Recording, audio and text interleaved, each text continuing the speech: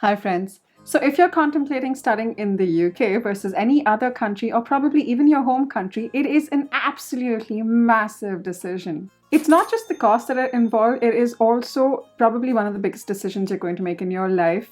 And it's probably going to determine what the rest of your life looks like, both in terms of your career and in terms of your finances. So, if you are considering moving to the UK to study, how do you know you're making the right decision? I mean, how do you consider whether the UK is the best option for you, whether you should look at Canada or Australia or New Zealand or the US? How do you know what the right choice is? And that is why in today's video, I will be breaking down the top reasons why you should absolutely move to the UK to study. So, let me give you a backstory. When I was younger, my dad used to teach English in college, and he had heard a lot from his colleagues about how great the UK was for higher studies. And so he naturally wanted me to go there. But at that point, I was really young and naive, and I didn't really want to be so far away from my family and my parents and my entire comfort zone. So I turned down the offer. Now, believe me when I say this, that decision haunts me till date. But here's a silver lining. I mean, if I had moved to the UK at that point, I probably wouldn't be sitting here and talking to you today. Now, you have the opportunity to not make the same mistake I did, which is why in today's video, I'm going to share my unbiased opinion on why you should study in the UK, basis all of my conversations with students over here. Now, I think one of the best reasons for studying in the UK is the fact that you can bring your dependents along, which is basically your partner and your children, if you are doing a PG course, which is more than a year. And I think that's absolutely brilliant. I mean, why would you want to be separated from your family, right? Well, unless you were running away in the first place. Now, there are a lot of countries which still don't allow dependents to come along while you're on a student visa, so I would definitely rank this at the top of my list. Now, the even better part about bringing your dependents to the UK is the fact that they are allowed to work in the UK with almost no restrictions, very, very few minor restrictions here and there. Now, this is extremely helpful in two ways. But the first way, two incomes are always better than one.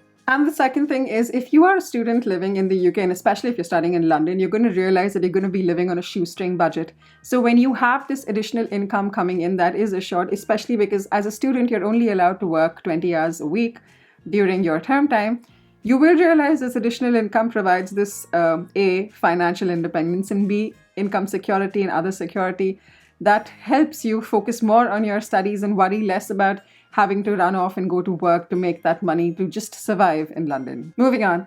Now, you know the UK has a record of having a stellar education, and it has been like this for quite some time right now. I mean, if you think about it, you've probably heard as UK being one of the best education hubs in the world since the time you were a child, right? There are 90 universities in the UK which feature on the QS World Rankings, and that is amazing. The only country they're second to is the US. Now, you're probably thinking that your country has some really good colleges as well, and I'm sure you're right. But if you take India's case, for example, not even one of the IITs or IIMs feature on the top 50 in the QS ranking, and that's a real shame, isn't it? I mean, they are known to be brilliant educational institutions, but they still don't feature on the list. I mean, you could still consider doing your education in an IIT or an IIM, but the challenge is when you travel to other countries, not every country is going to know an IIT or an IIM.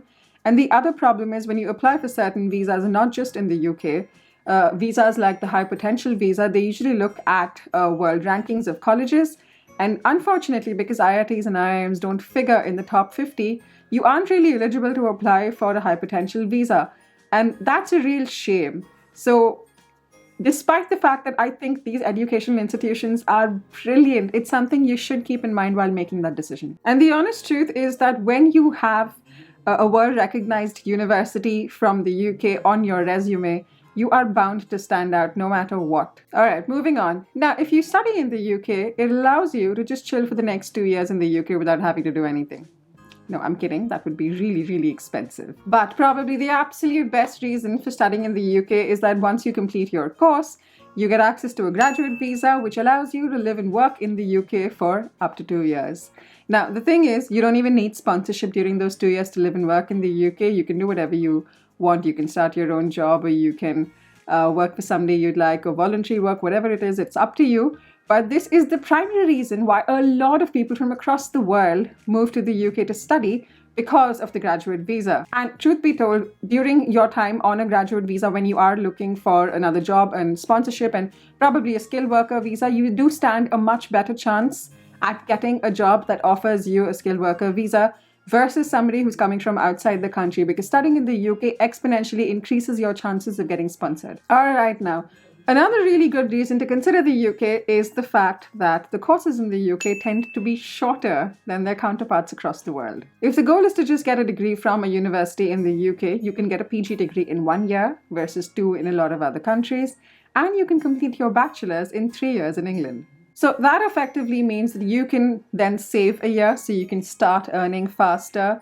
you can save up faster, you can start recovering the money you've spent on your education faster, and obviously planning your early retirement faster. Something else that's really interesting is that a lot of courses in the UK require you to come into the university just 4 times a week, and that saves you a lot of time which you could either spend working for your 20 hours or catching up on all the reading material that you need to do or all of your projects. But before I go ahead, if you haven't hit that subscribe button yet, please do it now. Hit the subscribe button and click on the bell icon for notifications. Now, in my last video, I had mentioned that Neewer had sent me these absolutely brilliant lights to test and that I love them. But in today's video, I thought I'd take a quick minute to show you how good they are. Now, this is me with all the lights on, and I've drawn the curtains. There's no external light coming in. There's some, but not too much. But this is what it looks like without the lights. All right, and I also have a backlight running over here just to give some edge over here. So pretty neat, right? So here's the thing.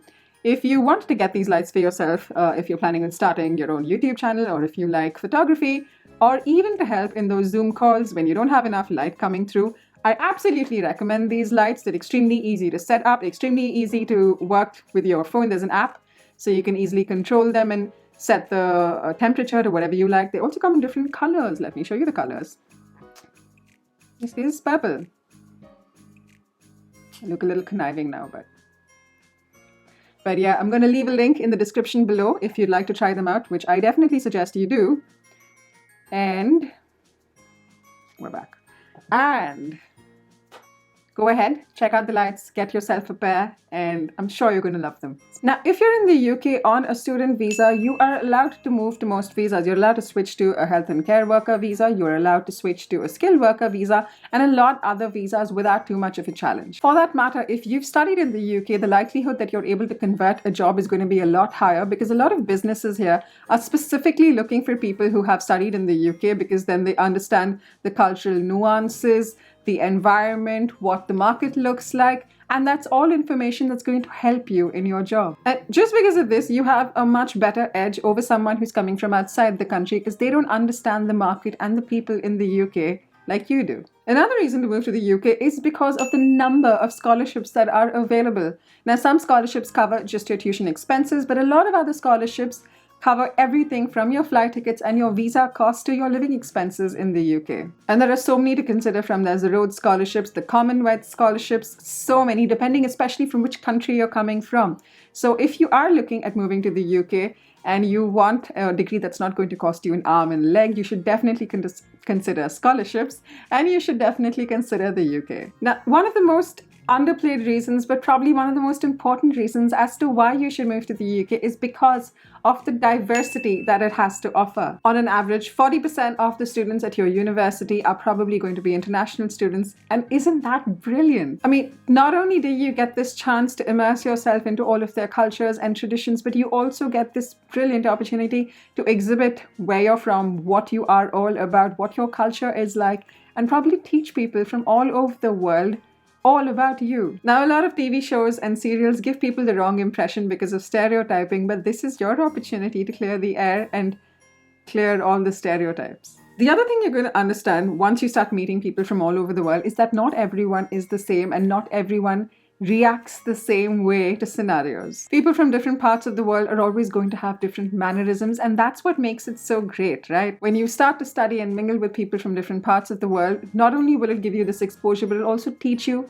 to navigate how you deal with people from different parts of the world, how you address different people, how you address different situations with different people, all the finer nuances that you wouldn't otherwise have gotten an exposure to had you been in your home country. What this also helps with is you building a network of people all over the world. So if you're ever looking for a job in a different part of the world, or if you're looking to travel to a different part of the world, you always have someone everywhere. Now, let me tell you this, when you move to the UK, you are going to get the opportunity of a lifetime to experience the UK.